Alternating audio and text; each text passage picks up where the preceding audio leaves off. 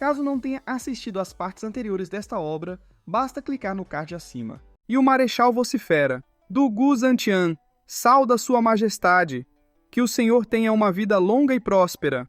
O imperador desce as escadas rindo, e enquanto ajuda o Marechal a se levantar, comenta: o Marechal Dugu Zantian veio de muito longe. Por favor, levante-se rápido.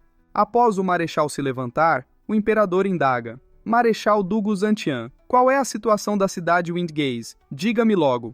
O Marechal fecha os olhos e, ao abri-los, sentencia, com semblante sério: receio que as circunstâncias sejam ruins. Corri para o resgate de acordo com o decreto imperial, mas cheguei atrasado. A cidade Windgaze foi palco de uma terrível batalha, na qual o clã Lu perdeu milhares de homens. O imperador, então, se espanta e, boquiaberto, brada: Marechal Dugu Zantian, como um clã de terceira categoria como o clã Luo possui milhares de homens? Marechal, você presenciou isso? O Marechal, meio desconcertado, vira o rosto, argumentando: na verdade, não. E um pouco abatido, admite: mas quando o governante do clã Luo relatou esse número, eu também achei estranho. Com um semblante de desgosto, o imperador semicerra os olhos, murmurando: aquele governante, Zhou Fan, não é? O Marechal se espanta e afirma: Sua Majestade é sábia. E o imperador reflete: é claro que é ele de novo. Aquele moleque só me traz problemas. E o Marechal fecha os olhos, informando: é de fato o governante Zhou Fan quem me relatou as perdas do clã Luo. E o imperador pondera: fala de tantas perdas como se fosse a ordem do dia. E o Marechal, meio cabisbaixo, sussurra: eu também duvidei da veracidade das palavras daquele homem. Como pode um clã tão pequeno ter tantas pessoas? E o mestre Sima se intromete, ironizando: nem mesmo as 7 casas têm tantos homens assim. E então, o Marechal complementa: no entanto, as perdas do clã Lu foram significativas naquela batalha, com até mesmo o líder do clã sendo vítima. O imperador se espanta. Um pouco abatido, toca o rosto, lembrando: Marechal, o líder do clã Luo está morto há quase 3 anos. E o Marechal, surpreso, grita: o quê? E, cerrando os dentes de raiva, fuzila, pensando furioso: porra! Aqueles moleques desgraçados me enganaram, me fizeram de bobo na frente do imperador. Trêmulo de raiva, ameaça: vou fazê-los pagar por isso. E o imperador conclui: isso é totalmente inaceitável. E, levantando a mão, ordena: esqueça este assunto, então. Por favor, diga-me o que sabe sobre o clã Luo, Marechal. E o Marechal, com medo, raciocina: obtive todas as informações da boca de Zhou Fan. Não tive a oportunidade de investigar por conta própria. E o imperador semicerra os olhos, questionando: por que foi para a cidade Windgaze, então? Sua inteligência é tão descuidada quanto a do inimigo? E, se virando, decreta: esqueçamos este assunto. De costas, olha para trás perguntando: Luo Yunhai e Luo Yunshang, do clã Lu, estão bem? E o Marechal responde: sim, eles estão perfeitamente bem. E o imperador inquire: e o capitão Pang, o velho Lei Yuntian e sua afilhada, Lei Yuting, estão bem também? Após o Marechal relatar a situação de cada um, o imperador declara: tudo bem, então.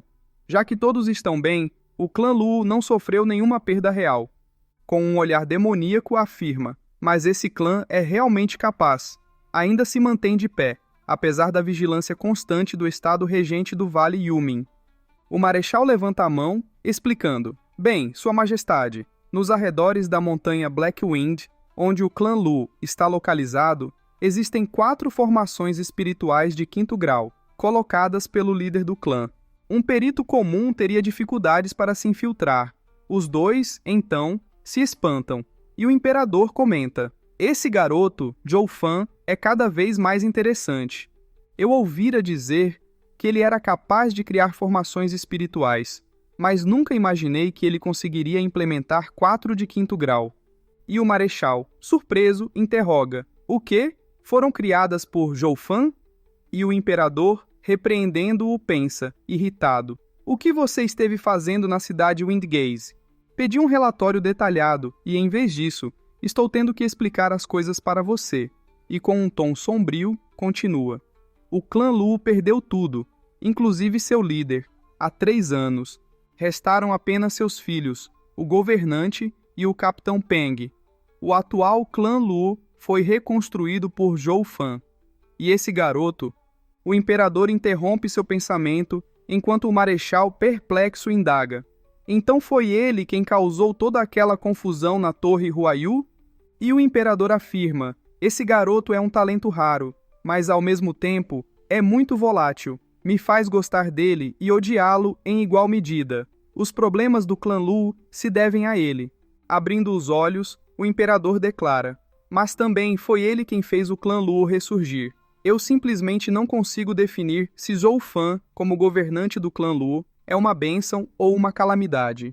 O marechal, após ouvir isso, fica sombrio, planejando em segredo. Nunca imaginei que Zhou Fan fosse um mestre estrategista. Diante de todas as proezas que realizou, que soldado não realiza proezas? Habilidade é o que realmente importa. Preciso tê-lo no meu exército. E o imperador indaga. A propósito, marechal, há algo mais que deseje relatar. E o marechal se espanta, retirando os jades e respondendo. Sim, majestade. Envolve o Vale do Inferno e outras 2 casas que atacaram o clã Luo. Tenho provas aqui. Por favor, tome uma decisão, sua majestade. Essas 3 casas tentaram invadir a cidade Windgaze enquanto eu estava lá. Ele, então, estende as jades. O imperador as pega e tanto ele quanto o mestre Sima se espantam com a informação. O imperador demonstra grande satisfação, gargalhando e exultando. Com essas evidências, finalmente vou derrubá-los. E olhando para o marechal, ordena. Entretanto, você avistou algum sinal do estado regente por lá? O marechal abaixa a cabeça e toca o queixo, informando. Os senhores das 7 casas. Eu os vi na cidade Windgaze, mas nenhum deles pertencia ao estado regente. E o imperador, sombrio, murmura. Entendo, meu primo certamente sabe como esconder seus rastros. E jogando as jades sobre a mesa, decreta, com voz retumbante. Usarei essas 3 casas como exemplo do meu poder. Que todos vejam quem é o verdadeiro governante dessas terras. A cena muda para o Vale do Inferno. Vemos o mestre do vale. Ele observa os espaços vazios e, em seguida, olha para o 5º ancião. Batendo na mesa com fúria, ele ruge. Zhou Fan! E o 5º ancião reflete preocupado. A situação do Vale do Inferno já não era boa, e agora se tornou ainda mais difícil nos proteger. E irritado esbraveja. Não aguento mais! Vou acabar com aqueles desgraçados de uma vez por todas. De repente, ele ouve uma melodia e pensa, intrigado. Que som é esse? Ele se vira bruscamente e rosna. Droga! Quem ousa festejar em um momento como este? Vou cortá-lo em pedaços. Mas então, o mestre do vale interpela. Espere, o que faz aqui? A espada divina da flauta de Jade. Fan Kyubai. Eles correm para fora e observam o homem acima deles, que anuncia. Por ordem do imperador, convido o mestre do vale a comparecer imediatamente à corte. O mestre do vale fica espantado e, cerrando os dentes, analisa a situação. As 7 casas e a família imperial estão em um impasse, ambas disputando o controle dos assuntos de Tianyu. Antigamente, quando um decreto imperial chegava ao Vale Yomin, era sempre apresentado com respeito e cortesia. Desta vez, o imperador enviou o próprio dragão divino com seu decreto. Ele até tocou sua flauta para todo o vale, nos forçando a sair. É uma clara demonstração de força. Desgostoso, pensa. Se eu demonstrar temor agora, o imperador irá me pressionar ainda mais quando nos encontrarmos. E responde, Senhor Fan Kyubai, o senhor perdeu seu tempo vindo até aqui com esse decreto. Infelizmente, contraí um resfriado, e meu corpo não está bem. Só poderei atender à corte daqui a alguns meses. Por favor, seja compreensivo. O mestre Fang o observa, enquanto o 5º ancião se congratula pensando, esse é o nosso mestre. Inventou uma desculpa perfeita para deixar claro que somos o Vale Yumin das 7 casas. Não somos seus servos, muito menos algum cachorro que ele manda latir quando bem entende. O mestre Fang, então, sopra sua flauta. Um ataque poderoso atinge uma montanha próxima. Uma enorme bola de energia explode. Seu semblante se torna sombrio. O mestre do vale e os anciões ficam completamente boquiabertos. A cena mostra a montanha sendo completamente erradicada, e o mestre Fang se vira, ordenando: parta imediatamente para a corte, mestre do vale Yumin. Ele então desaparece. Aqueles que presenciaram a demonstração de poder ficam trêmulos de medo, e o mestre do vale reflete, assustado. Esse é o poder do dragão divino Fan Xiubai? É algo inimaginável. Ele possui poder suficiente para obliterar o Vale Yumin sozinho. De repente, alguém surge e os presentes anunciam: Venerável! E o mestre do vale, sorrindo, comemora: Você finalmente chegou. Já está a par da situação? E o venerável fecha os olhos, confirmando: Claro que estou. Só me aproximei depois que ele partiu. Olhando para o mestre do vale, ele aconselha: Mestre, serei franco. Estamos em sérios apuros. O imperador pode até parecer um tigre de papel, mas seus 5 dragões divinos são bestas indomáveis. Acredite em mim. Ele se aproxima, toca o ombro do mestre do vale e reforça: Vá para a corte e peça desculpas ao imperador. Ele não pode mais ser ofendido impunemente. E o mestre do vale cerra os dentes de raiva, lamentando: O que há de errado conosco, Vale Yumin? Somos invadidos e ainda temos que nos desculpar? Que absurdo! Uma semana depois, na capital imperial, vemos o mestre do vale chegando. Uma serviçal o conduz para dentro da estalagem, e ele questiona: O que fazem aqui? Ele encontra o mestre do Vale da Medicina e o mestre da Floresta Feliz. Eles se encaram, visivelmente irritados, e o mestre do Vale Yumin indaga: Mestre da Casa Lin, quem foi o responsável pelo ataque à Floresta Feliz? E o mestre Lin responde secamente: O sábio do xadrez, Sima Hui. E o mestre do Vale Yumin, observando-o, comenta: Ora, o velho joga xadrez o tempo todo e cultiva sua mente.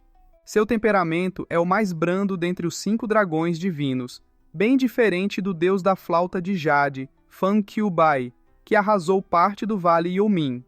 Mas o mestre Lin se irrita, esbravejando: Brando?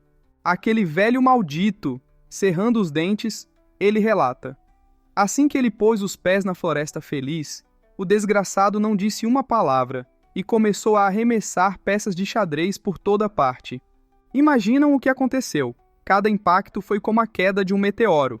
Em poucos instantes, metade da Floresta Feliz estava arrasada, e lamentando-se continua: Perdemos metade de um milênio de legado. E para piorar, ele simplesmente pegou o decreto imperial e declarou que sua mão havia escorregado. Com lágrimas escorrendo pelo rosto, ele desabafa: Não ousem me dizer que ele é brando.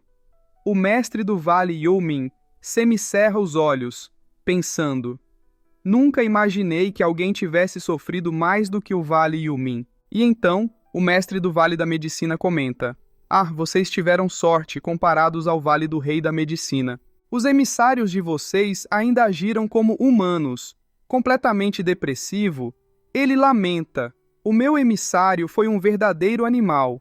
Todo o Vale do Rei da Medicina está em ruínas, com todas as nossas pílulas e ingredientes preciosos devorados. O mestre Lin se espanta, perguntando: O quê? Devorados? Eles se entreolham, e um pesado silêncio se instala, até que o mestre Lin comenta: Mestre da Medicina Yan, o senhor realmente sofreu mais do que nós dois juntos. E o mestre do Vale Yumin concorda, para o imperador liberar uma fera dessas. Sombrio, complementa: Significa que sua fúria atingiu o limite. Um homem se aproxima da estalagem, refletindo. Os mestres das casas costumavam transbordar arrogância e desprezo sempre que visitavam a capital imperial. Por que agora parecem cordeiros a caminho do abate? Só se ouvem lamentos e suspiros. Entrando na estalagem, ele anuncia: Mestres das casas, Sua Majestade os convoca. Os 3 mestres ficam sombrios. A cena os mostra chegando à corte imperial, curvando-se em reverência. Em uníssono, bradam: Cumprimentamos Vossa Majestade.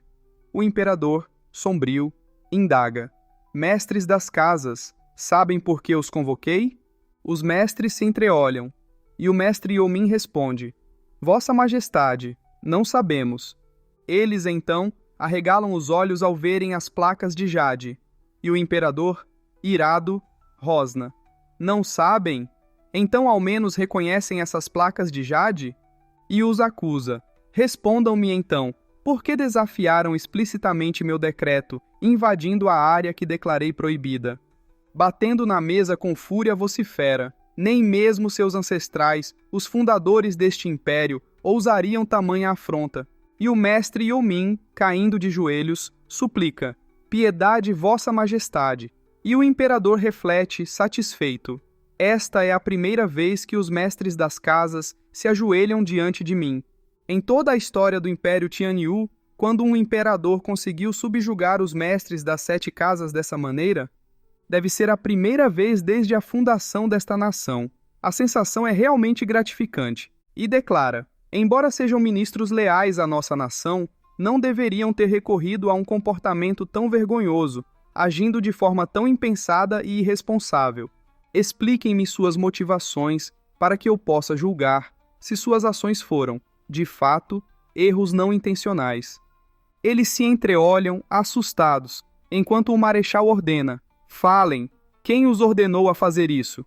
Os mestres permanecem em silêncio, com os olhos arregalados, e o mestre Yomin deduz: Essas palavras, do Guzantian, está claramente expressando as intenções do imperador. Como ele próprio não podia se pronunciar diretamente, enviou do Guzantian para falar em seu lugar. O imperador não está realmente preocupado com nossa incursão à cidade Windgaze. Ele quer saber quem nos ordenou a fazê-lo.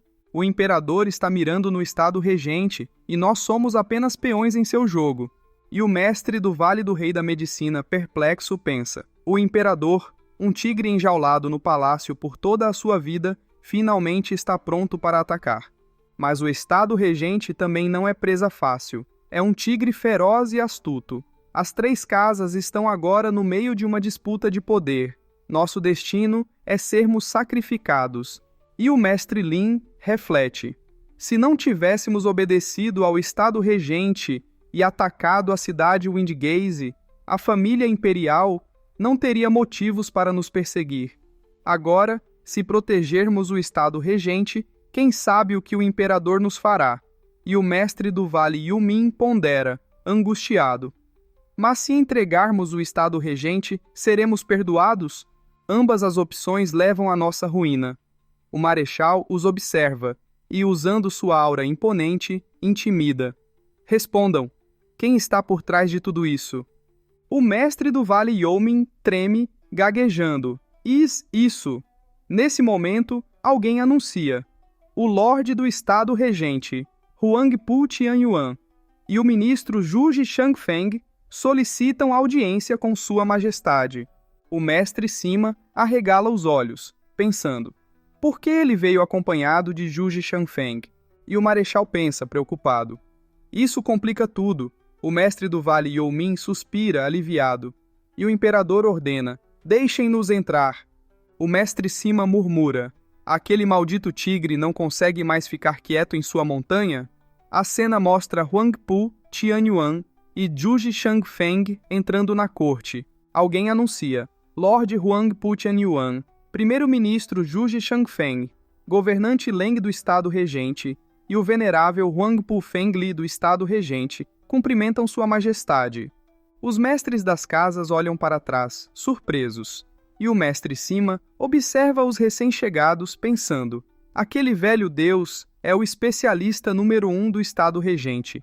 O venerável Huangpu Fengli. O que ele está fazendo aqui?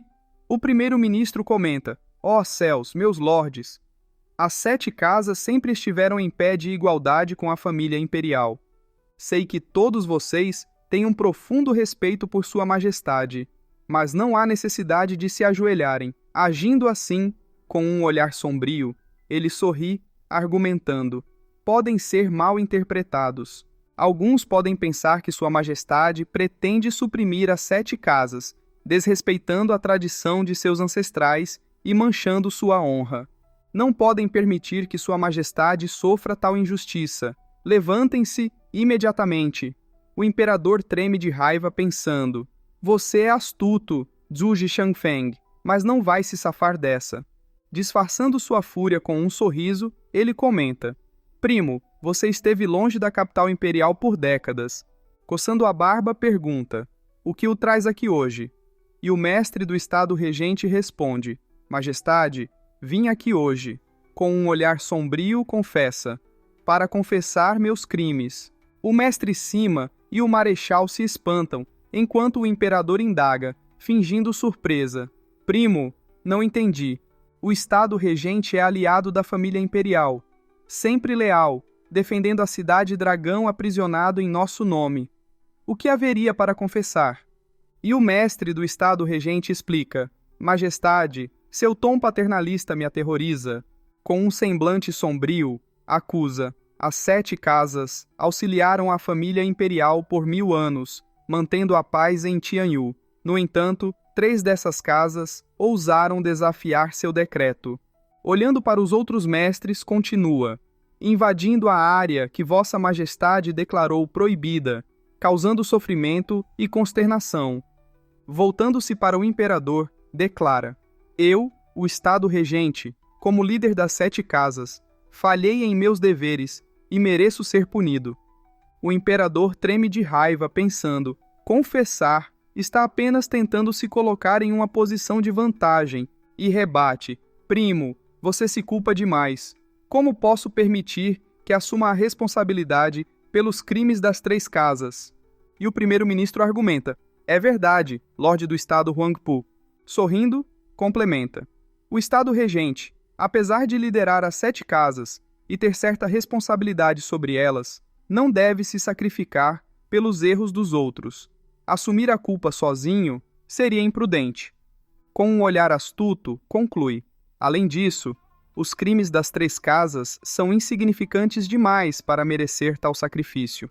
E o imperador sombrio questiona: primeiro-ministro, está insinuando que estou errado? E Zhu Shangfeng levanta a mão, argumentando: de forma alguma, Majestade, Vossa Majestade jamais se equivoca. Com um olhar dissimulado, ele complementa: é apenas que este assunto é tão trivial. O imperador range os dentes, contendo sua fúria, e o marechal interpela: então, segundo o senhor Zhu Shangfeng, desafiar abertamente um decreto imperial é uma trivialidade? Se todos agirem assim, o que será da dignidade da família imperial? E o primeiro-ministro fecha os olhos, justificando-se: Marechal, acalme sua ira. Não foi isso que eu quis dizer. Sorrindo, continua: desafiar um decreto imperial é, e sempre será, um crime grave. No entanto, quando um governante age de forma precipitada e tirânica... E o marechal exclama, interrompendo-o: o que disse? E Zhu Shangfeng ri, argumentando: não precisa se ofender, marechal. Não me referia à Sua Majestade. Qualquer governante sensato sabe que é preciso investigar cuidadosamente antes de tomar uma decisão.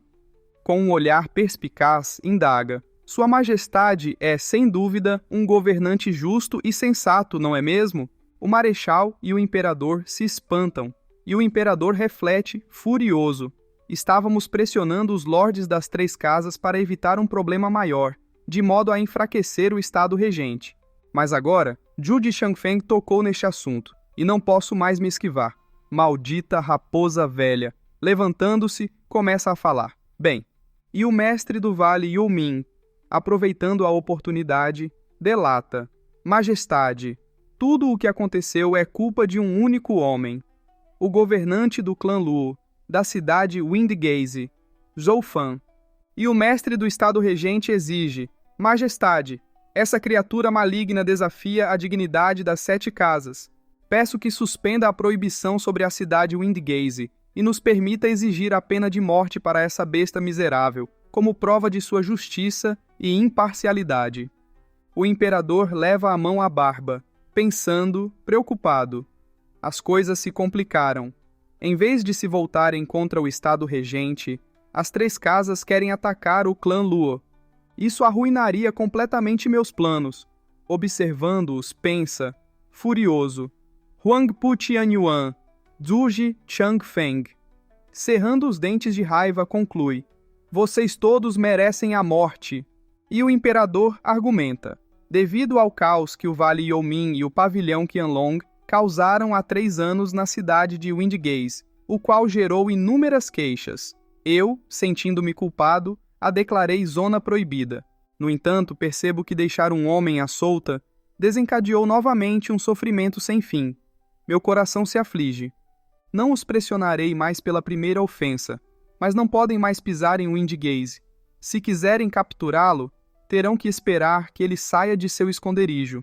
O mestre do Estado Regente, satisfeito, responde: o coração de Vossa Majestade pertence ao povo. O Império é grato por tê-lo. Eles sorriem beteramente, e o Marechal reflete: a batalha secreta entre o Imperador e o Estado Regente chegou ao fim. O Imperador foi derrotado. Não só perdeu a oportunidade de explorar a fraqueza do Estado Regente, como também a chance de punir as 3 casas. Pior ainda, foi incapaz de proteger sua peça, a cidade de Windgaze, praticamente a entregando aos lobos. E o mestre do vale e o agradece efusivamente. Muito obrigado, Vossa Majestade. Muito obrigado, mestre do Estado Huangpu. E o Marechal prossegue: a honra do dragão foi manchada. O imperador se tornou alvo de zombaria. O imperador e o mestre do Estado Regente se encaram. E o mestre do Estado Regente comenta: Vossa Majestade é magnânimo o suficiente para nos perdoar. E virando-se, anuncia: somos imensamente gratos por sua clemência e agora o deixaremos em paz. E o imperador pondera, indignado: sem minha permissão, eles simplesmente se retiraram. É evidente que não me dão a mínima importância. Ele treme de raiva.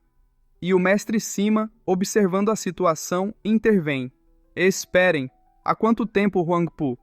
Ele prepara uma peça e a joga, desafiando: aceita uma partida de xadrez? O mestre Huangpu observa a peça se aproximando, e então, uma mão surge rapidamente, agarrando a peça de jade.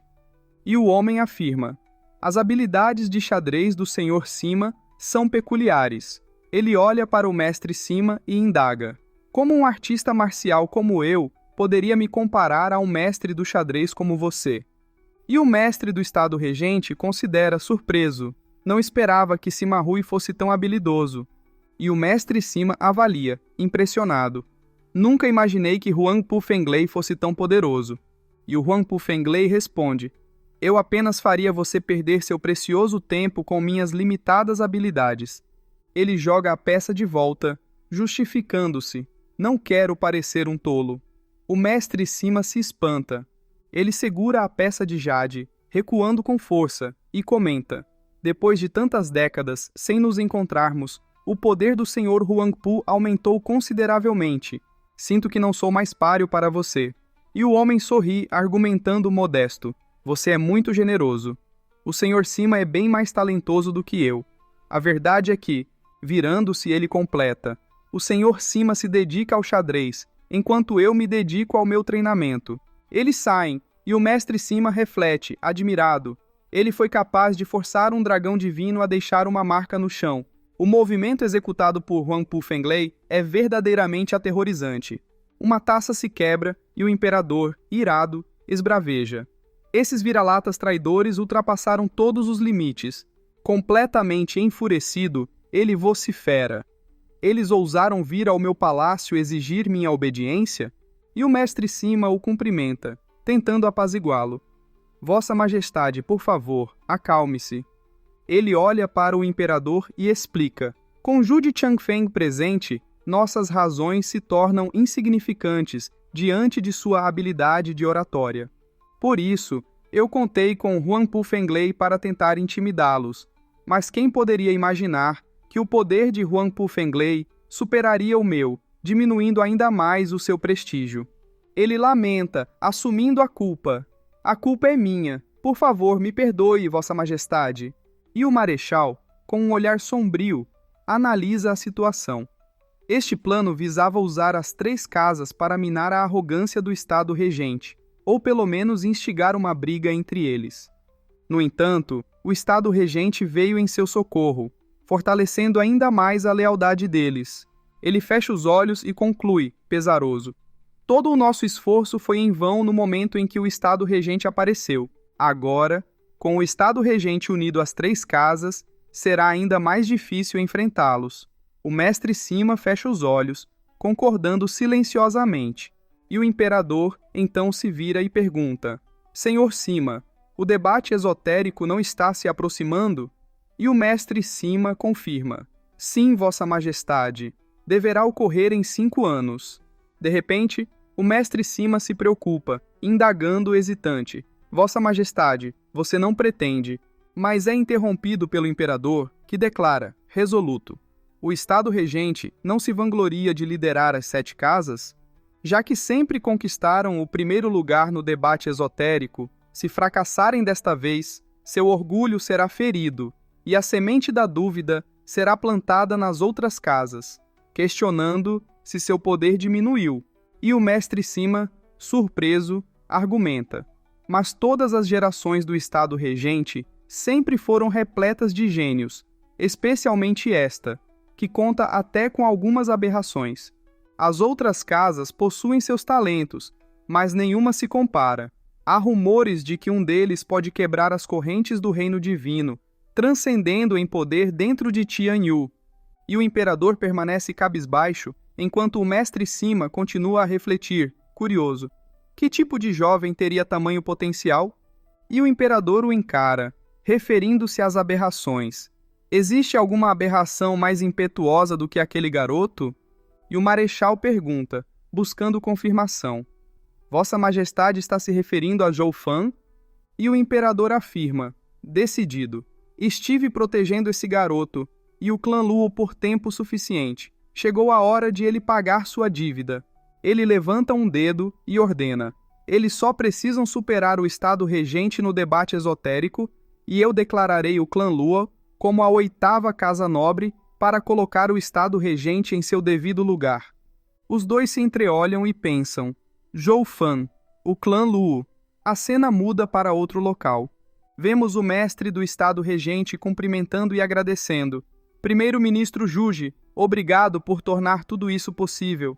E o primeiro-ministro sorri, respondendo, humildemente: não precisa me agradecer. Ele os encara e pergunta, perspicaz: tudo isso não foi orquestrado por seu governante, Leng Wushang? Eles se entreolham, e o Leng Wushang admite, impressionado, como esperado de Juji Shangfeng. O líder do Estado regente murmura um e com um olhar sombrio pondera: ele foi capaz de prever tudo. Não é à toa que se tornou o líder dos 4 pilares. Eles observam as costas do primeiro-ministro, considerando apreensivos. Ele é realmente assustador. O primeiro-ministro se retira e seu guarda-costas comenta: o primeiro-ministro parece estar de ótimo humor hoje. E o primeiro-ministro declara sarcástico: apenas presenciei um bando de idiotas se regozijando com uma vitória inútil. Ele ri e complementa, perspicaz: contudo, Yuen governa essas terras há milhares de anos por uma razão. Ele sorri e ironiza: incapaz de discernir a imensurável habilidade de um jogador de xadrez, ele ainda ousa se envolver em jogos de intriga? Então esse é o limite de um imperador comum. Ele ri, e a cena muda para a montanha. Vemos algumas auras se aproximando, e o mestre Qiu e a velha observam, pensando, surpresos. 4 matrizes de 5º grau. O clã Lu é realmente tão proeminente? Ele olha para o prota e reflete, intrigado. Faz sentido que seu governante seja tão implacável e competente, mas como nunca ouvimos falar deles antes? O prota então estende a mão e convida. Entrem. Ao entrarem, ele os apresenta. Esta é a jovem senhorita do nosso clã Luo, Luo Yunchang. Os 2 velhos, surpresos, a cumprimentam, sorrindo. É um prazer conhecê-la, jovem senhorita. E a velha senhora elogia encantada. Jovem senhorita, és a própria imagem da beleza, como um anjo descido dos céus. Não posso deixar de me indignar ao imaginar o dia em que um qualquer tome sua mão. E a senhorita Lu, um pouco perplexa, agradece. Hã? Obrigada. E pensa, admirada. Esses dois são peritos do reino divino.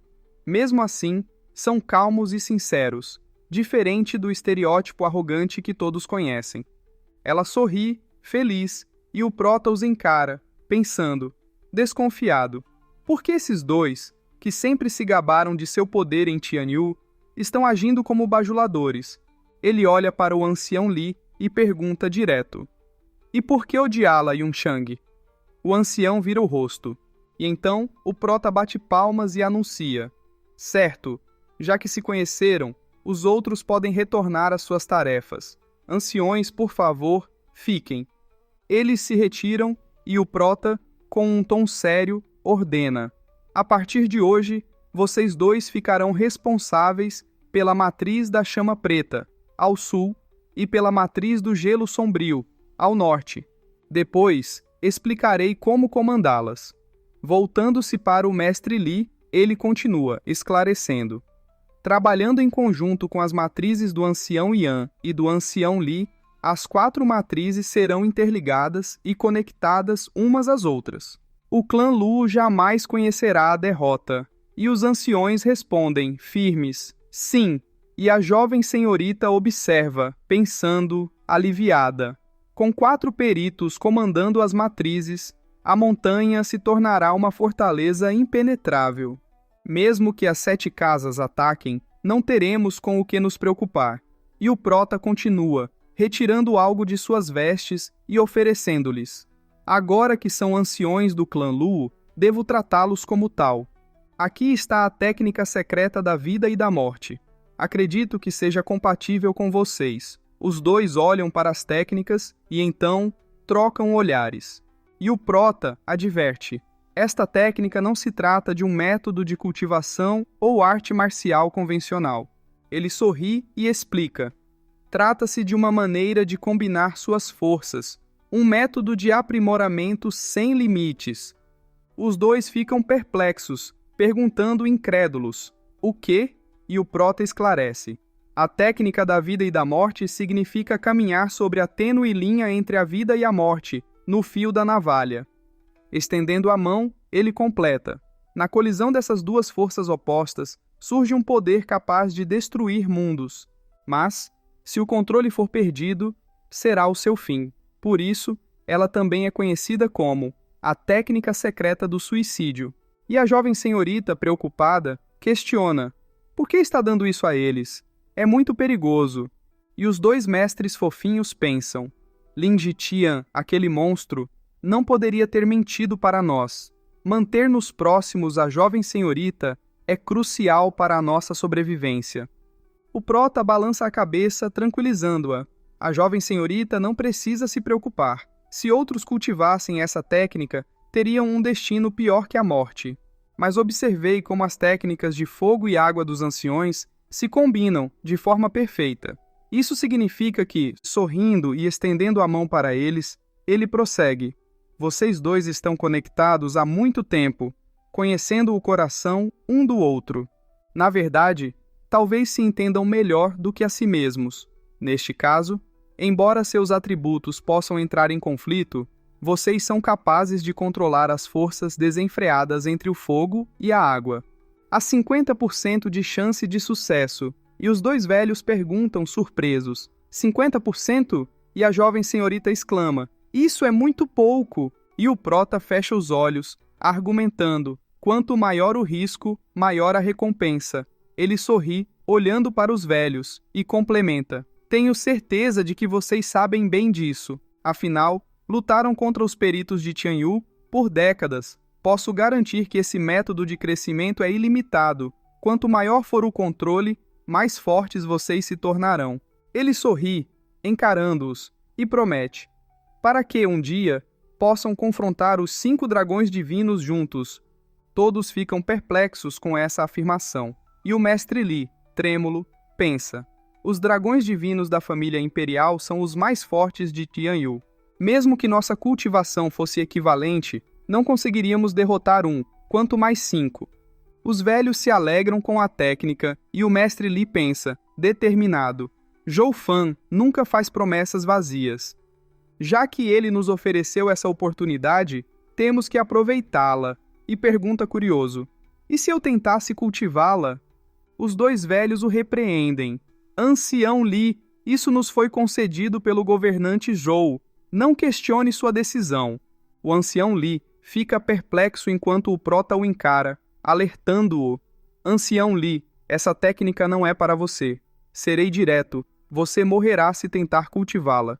E o ancião Li contesta, indignado: que absurdo é esse? Com meu talento, minha capacidade e meu poder, sou superior a eles em todos os aspectos. O prota então aponta. O ancião Li, confuso, olha na direção indicada e se espanta. E então reclama, irritado: bem, desembuchem. A técnica é tão complexa que nem vocês dois conseguem compreendê-la? Deem-na aqui, deixem este velho dar uma olhada. E ela, fofa, o repreende. Quieto! Não lhe fará bem olhar para ela. E o mestre Qiu ri brincando. Ah, governante Zhou. Ele sorri envergonhado e pergunta curioso: onde conseguiu uma técnica de cultivação dupla? Está nos deixando sem graça. E o mestre Li, perplexo, pergunta: o quê? Técnica de cultivação dupla? Ele olha para o mestre Yan e exclama incrédulo: droga, eles estão zombando dos solteirões. Vamos embora. E o prota se vira para eles, explicando pacientemente: a técnica da vida e da morte requer dois amantes que sejam muito próximos, mas utilizem métodos de cultivação opostos. Somente quando esses requisitos forem atendidos, seu verdadeiro poder poderá ser liberado. Se os sentimentos forem genuínos, serão transmitidos e um fruto florescerá. Se houver apenas luxúria, a morte os aguarda. O mestre Yan comenta: ancião Li, você e eu somos lobos solitários. Essa técnica não nos serve. E o mestre Qiu, constrangido, confessa: governante Zhou, nós também não podemos cultivá-la. Eu e Qin Jian nunca tivemos intimidade. E o prota, surpreso, pensa: em todos esses anos, vocês nunca se intimaram e mesmo assim são tão próximos? O que aconteceria se o fizessem? E a senhorita Luo sugere, animada: já faz anos que não temos um casamento no clã Luo. Por favor, deixe-me organizar um para os anciões em um dia auspicioso. Os dois ficam vermelhos como pimentões e o prota protesta, impaciente: que história é essa de casamento? Isso é tão clichê e bizarro. Tenham coragem e pratiquem a técnica. Ele então chuta a bunda do ancião, ordenando: ande logo. Por décadas esteve tão perto de uma beldade e nunca ousou tocar em seu lindo traseiro? Uma vergonha para os homens. Ela se embelezou para você por décadas. Mexa-se. E o mestre Qiu segura o ombro dela, argumentando: Qin Jian, são ordens do governante Zhou. Não tenho escolha. Pelo bem do clã, precisamos superar esse desafio. E ela vira o rosto, chamando-o de pervertido. Os dois se afastam e a senhorita Lu semicerra os olhos, olhando para o prota e o repreendendo.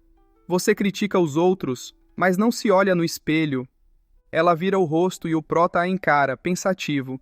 Enquanto isso, o mestre Li se aproxima do prota, gracejando: governante Zhou, você não deve perder a oportunidade. O prota o encara com um olhar demoníaco, e o mestre Li, assustado, vira o rosto pensando: então ele entende tudo? E o ancião Yan pede: governante Zhou, por favor, me dê uma técnica também. O prota o encara e, semicerrando os olhos, pergunta: eu não lhe entreguei as técnicas de refinamento? E o ancião Yan gargalha, argumentando: sim, mas eu também sou um cultivador. E como tal, tenho grandes ambições. E o prota levanta a mão, concordando: tudo bem, eu entendo o que quer dizer. Ele retira uma peça de jade, apresentando-a.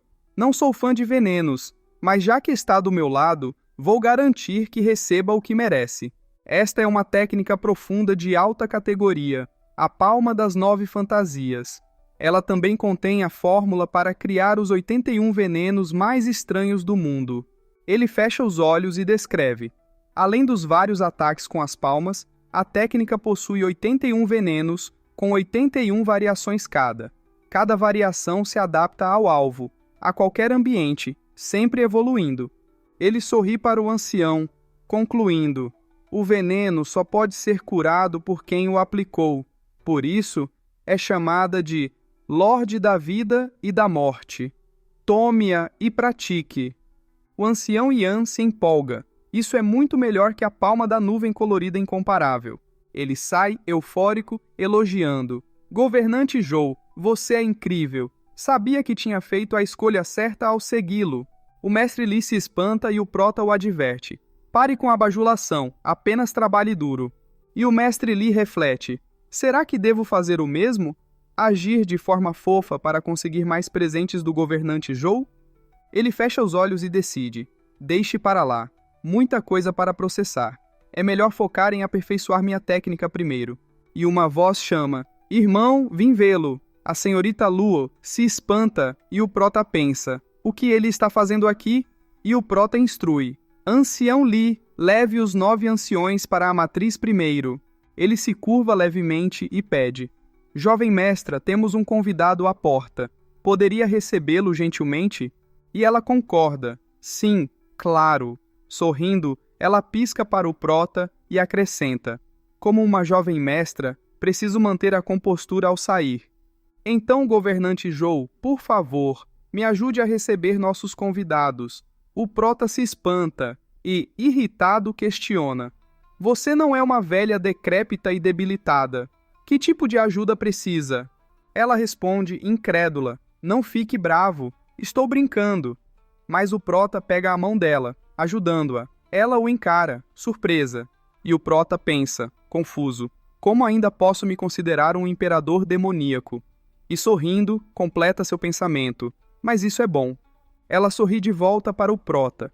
A cena mostra a montanha e ela, acuada, observa o homem corpulento, pensando, isso é mesmo uma montanha? E o príncipe anuncia, irmão, você finalmente apareceu. Se tivesse demorado mais um pouco, eu não aguentaria. Vemos o velho mestre Fang atrás dele. E o prota comenta, você ainda consegue chegar até aqui? Nessa situação deve ser difícil para você. E o homem corpulento reclama, se não fosse pelo decreto do imperador, eu não teria vindo até aqui. E o prota o convida, gesticulando. Gordo, por favor, entre. E o gordo pede impaciente. Depressa, me levem para a montanha. Está muito quente aqui fora. O prota semicerra os olhos, observando os homens carregando o Jordão com dificuldade, e pergunta. Gordo, por que você virou uma baleia? E o gordo lamenta. Ah, nem me fale. Ele respira com dificuldade, explicando. O imperador está furioso. E toda vez que isso acontece, ele desconta em mim. Fiquei tão estressado que perdi a vontade de comer e beber. Mesmo assim, quando me dei conta, estava com 400 quilogramas. Que horror! Os homens tremem enquanto o carregam, e o prota, incrédulo, pensa. Ele não come quando está estressado e mesmo assim se transformou nisso? E comenta, irônico. Que absurdo! E o príncipe concorda, complementando. Obrigado, irmão, você me entende. Nós dois somos o cúmulo do absurdo. E o prota pensa, sarcástico. Você acha mesmo que isso é um elogio? E pergunta ao mestre Fang. Senhor Fang, quanto tempo? O senhor não se preocupa com o que acontece com o gordo? E o mestre Fang responde altivo. Não me importo. Um homem nobre possui qualidades nobres. E o prota se vira, pensando, ironicamente. De que adianta nobreza se o corpo é maior que uma montanha? E o mestre Fang prossegue. Aliás, Zhuofan. O prota o encara, atento. E o mestre Fang cruza os braços, acusando-o. Você tem provocado demais ultimamente, causando caos em toda Tianyu. O prota, com uma expressão sombria, o encara, silencioso. E o mestre Fang argumenta. Mas isso é compreensível. Afinal, ninguém sobrevive sem quebrar algumas regras. E continua. Se não fosse por suas peripécias, o clã Lu poderia ter deixado de existir. O prota sorri ao ouvir isso e gargalha, afirmando, vamos discutir isso lá dentro. A cena mostra o grupo reunido. O príncipe deitado confortavelmente ordena, rápido, Tragam-me algo refrescante. Mais rápido. O mestre Fang ri. E o prota, incrédulo, reflete. Há 3 anos, esse glutão não era assim. Como se tornou tão frágil de repente? E por que esses velhos o servem? Parece que eles... O prota aponta, acusando. Gordo, esses anciões não estão sob seu comando? Por que estão parados sem fazer nada? E o gordo questiona. Como eles fariam isso? Você sabe qual é o reino de cultivo deles? E o prota pergunta. Celestial? E o gordo confirma. Sim, peritos do reino celestial. Eu jamais os obrigaria a fazer tal coisa. Seria humilhante para eles. E o prota pondera. Realmente, parece que fui generoso demais com os anciões. Nunca os vi servindo chá. E o príncipe revela. Irmão, para ser honesto, esses peritos do reino celestial não me pertencem. Eles são seus. E o prota, surpreso, indaga. Meus? E o príncipe, sorrindo, corrige. Ah, não. Isso também não está correto. Você é apenas o governante do clã Luo. Como eles poderiam ser seus, de fato? Abrindo os braços, ele anuncia. O que quero dizer é que são anciões oferecidos pelo imperador ao clã Luo. Seu clã recebeu um presente inesperado, uma dádiva divina para elevar seu status. Estendendo a mão, ele indaga. E então, está feliz? Ele ri. A senhorita, visivelmente surpresa e alegre, exclama. Todos eles pertencem ao clã Luo? E o prota levanta a mão, começando a falar. Gordo, sobre eles... Ele semicerra os olhos e adverte. Mesmo que o imperador nos conceda esses anciões do reino profundo, precisaremos avaliar se são adequados ao clã Luo. O gordo se espanta e observa o prota, conjecturando. Por que ele está tão frio? Parece até um pouco nauseado. O prota então se aproxima dos anciões. Observando o mestre Fang, declara. De agora em diante, vocês são anciões do clã Luo. Eu sou o governante Zuo Fan. O grupo o olha com desinteresse, e o prota ordena. Além da jovem senhorita, todos devem obedecer a cada uma das minhas instruções. Um deles resmunga, demonstrando desgosto. Um mero governante ousa nos comandar? Este clã Luo é realmente peculiar. O gordo e a jovem senhorita se espantam, e ela prevê, lamentando. Estamos perdidos! E o prota, com um olhar demoníaco, rosna. Quem disse isso? Dê um passo à frente. O homem dá um passo à frente debochando. Seu pirralho insignificante. Ele então recebe um tapa no rosto. O prota o olha de cima, lembrando. É governante Juo para você. O homem, trêmulo, ameaça. Você? E enfurecido, vocifera. Seu maldito insolente. Como ousa? Como ousa levantar a mão contra um guarda imperial? Eu o ensinarei uma lição. Ele se prepara para atacar o prota. Quando sua mão está prestes a atingir o rosto do prota, ele se interrompe, espantado. O prota o encara sem reação, enquanto gotas de sangue caem no chão. A jovem senhorita e o mestre Fang observam, espantados. E o gordo comenta. Irmão, eu sabia que você era incrível, mas... Eles foram um presente. Não pode simplesmente matá-los. Uma ferida é revelada no peito do homem. Ele cai morto. E o prota deduz, há algo errado. Eles se apresentam como peritos do reino celestial, mas seus poderes estão abaixo do esperado. Será que estão prestes a avançar de reino? E acusa, gordo, você me enganou. Ele olha para trás com um olhar demoníaco, esbravejando. Gordo, você me enganou. Por que me trouxe essa corja de incompetentes que nem sequer alcançaram o reino celestial verdadeiro? E o gordo, surpreso, admite. Você descobriu? E o prota o repreende. Pare de enrolar. Cerrando os dentes, ele argumenta. Não sou nenhum novato em batalhas contra peritos do reino celestial. Como não conseguiria distinguir o verdadeiro do falso? Está tentando me deixar vulnerável para quando eu enfrentar as outras casas? Com um olhar demoníaco, ele ameaça. Com esses falsos peritos, que não passam de cães de guarda do reino forjamento de ossos, acha que vai se safar, seu imbecil? E o gordo, limpando o suor do rosto, tenta se justificar. Na verdade, não é tão ruim assim. Quando você sair, Todos verão que tem 20 peritos do reino celestial ao seu lado. É impressionante. Irritado, o prota indaga grosseiramente. Chega de desculpas. Diga logo de onde tirou esses impostores. O gordo semicerra os olhos, desviando o olhar, e o mestre Fang explica. Deixe-me esclarecer. São guardas imperiais medíocres, com poucas chances de ascender ao reino celestial. Mesmo que consigam, só chegarão ao primeiro ou segundo nível. A família imperial desenvolveu um projeto para transformá-los em peritos do reino celestial usando pílulas. Mas no final, o projeto falhou. E complementa, eles possuem a aura de peritos do reino celestial, mas não o poder correspondente. Fechando os olhos, ele relembra. Como Conger disse, até mesmo charlatões têm sua utilidade. Há 2 décadas, quando Guanhong estava prestes a invadir Tianyu, Vossa Majestade, temendo a guerra, enviou dezenas de milhares, isso mesmo, dezenas de milhares de supostos peritos do reino celestial para a linha de frente, o que foi suficiente para intimidar Guanhong e evitar o conflito. Com os braços cruzados, ele comenta rindo, é preciso reconhecer a astúcia de Vossa Majestade. E o prota, com um olhar sombrio, pondera, transformar o falso em verdadeiro e o verdadeiro em falso. Táticas militares de alto nível. No entanto, com um olhar demoníaco, ele sentencia, no verdadeiro campo de batalha, essas artimanhas não evitam a morte.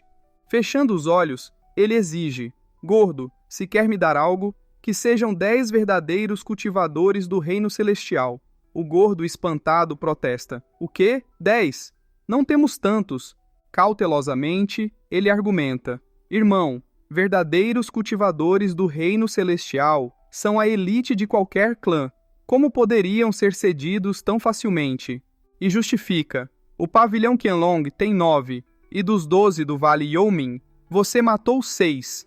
Nossa família imperial também possui poucos. Meu pai não pode abrir mão de nenhum.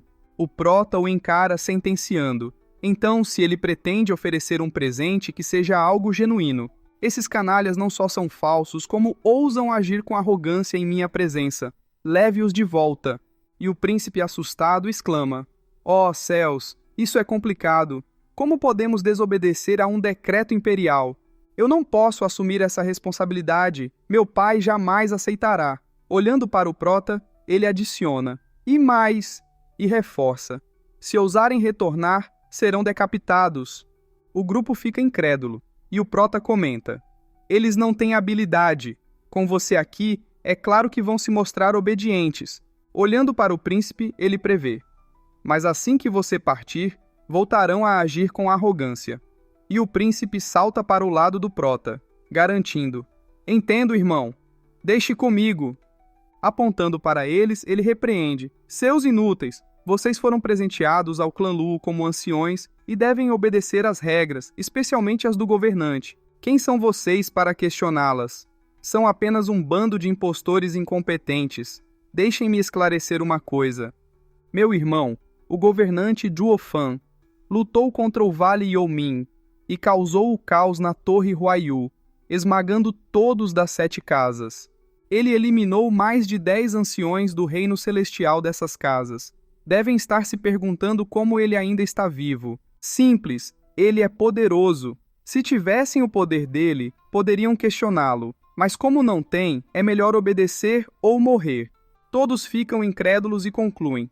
Agora entendemos por que ele ousou matar um dos enviados pelo imperador. Então é assim. O poder do governante do clã Lu é absoluto. E o gordo olha para o prota indagando. O que acha, irmão? Agora eles vão obedecer. E o prota sorri, concordando. Já que foram enviados por Vossa Alteza, e considerando a importância disso para o terceiro príncipe, aceitarei, ainda que relutantemente, esses quase peritos do reino celestial. O príncipe demonstra satisfação, e o prota sorri, acrescentando. No entanto, ele estende a mão e determina. Já que entraram no clã Lu, deverão seguir as regras. Primeira, e mais importante, somente eu, o governante Zhuo Fan, posso ser o fodão. Quem ousar desafiar minha autoridade será feito em pedaços. O grupo fica incrédulo, E o príncipe, olhando para a senhorita, pergunta: Jovem senhorita, o clã Lu realmente tem esse tipo de regra? Ela permanece em silêncio, enquanto o prota sorri, complementando: Segunda regra, fora do clã, eu continuo sendo o fodão principal. E se alguém quiser bancar o fodão também, terá que ser de uma forma bem menos fodona do que eu. O descumprimento resulta em morte. O mestre Fang fecha os olhos. A senhorita parece incrédula. E o príncipe, igualmente incrédulo, questiona: É sério que essas são as suas regras? E o prota finaliza: Terceira regra. Obedeçam incondicionalmente a todas as minhas ordens. Matem quem eu mandar matar sem cometer erros. Do contrário, morte. Eles ficam perplexos. O prota analisa a situação. Como eu suspeitava, há algo de errado. As duas primeiras regras eram apenas provocação. A terceira era um teste. Se fossem realmente um presente do imperador, teriam ordens de obedecer ao clã Luo sem questionar, mas hesitaram diante da terceira regra. Isso prova que seu objetivo aqui é outro. Essa regra inesperada os pegou de surpresa, e eles não souberam como reagir, e instrui: Muito bem, a partir de agora são oficialmente anciões do clã Luo. O grande ancião os guiará, e chama: Ancião Lei. Uma explosão ocorre, e o homem responde: Governante Zuo, quais são as suas ordens? O prota olha para ele e ordena: Estes são os anciões enviados por sua majestade, e a partir de agora estão sob seu comando, grande ancião. Com um sorriso, o prota reforça: Cuide bem deles. E o ancião se questiona: Será que o governante Zhuo quer que eu os vigie? E confirma: Sim, senhor. Eles se retiram, e o príncipe reclama: Irmão, ele toca a barriga e argumenta: As duas primeiras regras, além da terceira, vão acabar me matando. E o prota sorri, justificando: Sem as duas primeiras, como aplicar a terceira? Ele ri, e o príncipe ri também, prosseguindo: Agora, vamos ao que interessa. Ele anuncia: Governante do clã Luo, Zhuo Fan, receba este decreto. A jovem senhorita se ajoelha, saudando: Vida longa ao imperador. O príncipe se espanta. O prota, sentando-se, permite: Prossiga.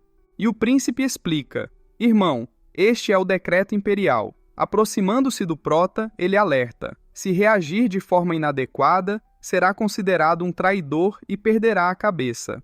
Com os olhos fechados, o prota responde, despreocupadamente: Tanto faz, só estamos nós aqui, e o mestre Fang não parece ser um fofoqueiro. Se ninguém contar, ninguém saberá. De qualquer forma, não importa o que diga. Com um sorriso, o prota raciocina: Se o imperador me enviou um decreto, é porque precisa de mim. Por que me mataria por algo tão insignificante? O príncipe pensa, frustrado: Droga, ele tem razão. Olhando para o mestre Fang, ele se questiona: Mas e a dignidade da família imperial? E pergunta: Mestre, como o senhor o suporta? O mestre Fang ri e responde: Pessoas extraordinárias exigem tratamento extraordinário. Não precisa se preocupar com essas formalidades. A jovem senhorita se senta ao lado do prota, e ele observa: Jovem senhorita, com o seu temperamento, não deveria estar tão calma diante de um decreto imperial. Sem demonstrar reação, ela se justifica: Calma? Por que me ajoelharia se você não se ajoelhou? De qualquer forma, você lidará com as consequências. O prota gargalha, elogiando: Essa é a nossa jovem senhorita. O príncipe, incrédulo, observa a cena. O prota reflete: Este é o clã Luo, o melhor clã do mundo. Nossas ambições são elevadas. Como poderíamos dominar o mundo se nos ajoelharmos diante de um pedaço de papel amarelo com a assinatura do imperador? E o príncipe recorda: há 3 anos, o clã Lu demonstrava total respeito e reverência à família imperial. Suspirando, ele lamenta: Af! O clã reflete a personalidade de seu líder.